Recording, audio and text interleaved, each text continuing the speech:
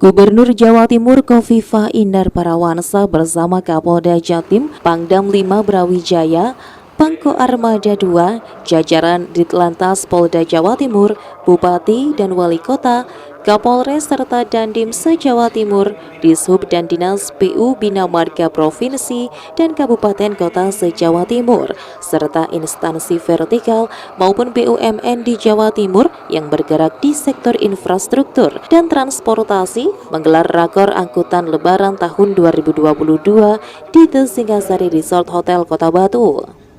Rakor ini penting guna mendetailkan kesiapan stakeholder mengantisipasi terjadinya berbagai permasalahan saat kepadatan arus mudik maupun arus balik Lebaran di wilayah Provinsi Jawa Timur. Gubernur Jawa Timur Khofifah Indar Parawansa meminta semua pihak berupaya agar pelaksanaan mudik Lebaran tahun 2022 di Jawa Timur berjalan dengan aman, sehat dan lancar, terutama karena diprediksi akan ada sebanyak 16,8 juta penduduk yang akan mudik dan melakukan mobilitas di kawasan Jawa Timur selama masa mudik Lebaran tahun 2022. Tak hanya permasalahan angkutan, arus lalu lintas, mitigasi bencana hingga penanganan COVID-19 yang masih ada.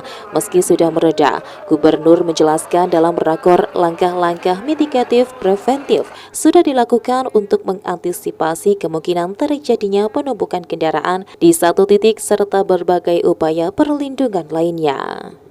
Pertama, kesiapsiagaan kita bahwa diperkirakan hasil surveinya Litbang Kementerian Perhubungan ada 16,8 juta yang akan mudik ke Jawa Timur.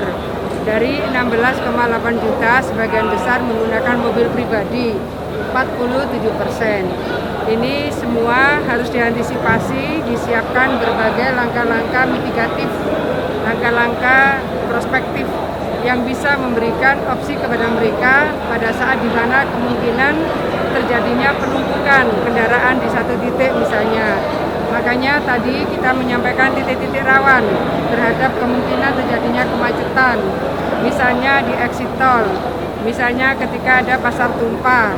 Nah, pada titik-titik di mana ada jalan yang kurang baik, kerusakan sedang maupun berat, kemudian jembatan, semuanya sudah terpetakan.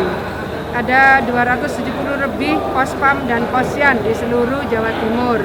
Kenapa tadi kami menyampaikan di kabupaten kota masing-masing berapa pospam dan posyannya, supaya para bupati, wali kota terkonfirmasi dan segera koordinasi sinergis dengan seluruh jajaran Polres dan jajaran Kodim setempat.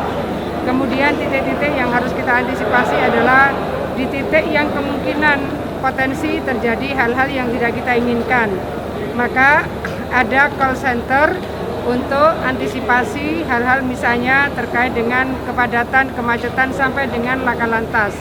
Ketika terjadi sesuatu yang harus dilakukan langkah percepatan pelayanan, ada call center yang kita bagikan kepada seluruh peserta rakor pada sore hari ini. Khofifah juga meminta Bupati Wali Kota di Jawa Timur untuk ikut melakukan langkah-langkah mitigatif preventif, terutama antisipasi adanya lonjakan pengunjung di lokasi wisata, terutama di beberapa titik lokasi wisata. Tempat wisata ini harus memastikan jumlah atau kapasitasnya pengunjung 50%, termasuk aplikasi Peduli Lindungi harus benar-benar dipakai, tidak hanya sekedar ada dan dipajang saja. Selain itu, Khofifah juga berharap Bupati Wali Kota aktif melakukan koordinasi dan sinergi dengan jajaran baik Polres maupun Kodim terkait adanya pos-pos pengamanan, pos pelayanan, dan pos terpadu yang tersebar di berbagai titik di kabupaten kota. Begitu pula dengan langkah-langkah mitigatif terhadap risiko penularan COVID-19. Ada SE terbaru dari Mendagri, halal bihalal bagi yang level 3 50% dari kapasitas. Bagi yang level 2 75% dari kapasitas. Bagi level 1 100% dari kapasitas. Tapi kalau yang hadir 100 orang atau lebih, maka tidak diperkenankan makan dan minum di tempat. Makan dan minum bisa dibawa ke rumah masing-masing.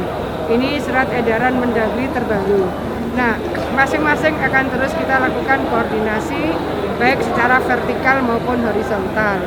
Kita semua berharap bahwa mudik lebaran kali ini dan baliknya semua dalam keadaan aman dan sehat dan selamat. Saya rasa itu ya kawan-kawan sekalian. Tempat wisata titik-titik tertentu yang biasa menjadi favorit kunjungan. Satu misalnya adalah Batu sendiri. Kemudian kedua BTS, Bromo Tengger Semeru. Antisipasi mitigatifnya sudah kita breakdown agak detail. Kapasitas maksimal itu harus ditentukan.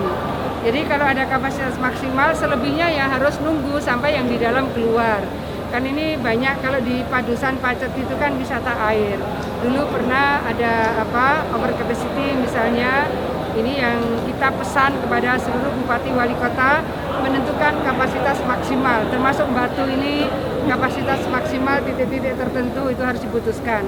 Selain itu pastikan aplikasi Peduli Lindungi tidak hanya dipasang tapi juga digunakan. Jadi hal-hal mitigasi seperti ini memang harus dilakukan dengan koordinasi yang sekomprehensif mungkin dan harus terus dievaluasi. Ini kan koordinasi kita melakukan pemetaan tetapi bahwa evaluasi harian harus dilakukan oleh masing-masing kabupaten kota bersama Forkopimda masing-masing. Dari Kota Wisata Batu, Arifungka Aji, ATV melaporkan.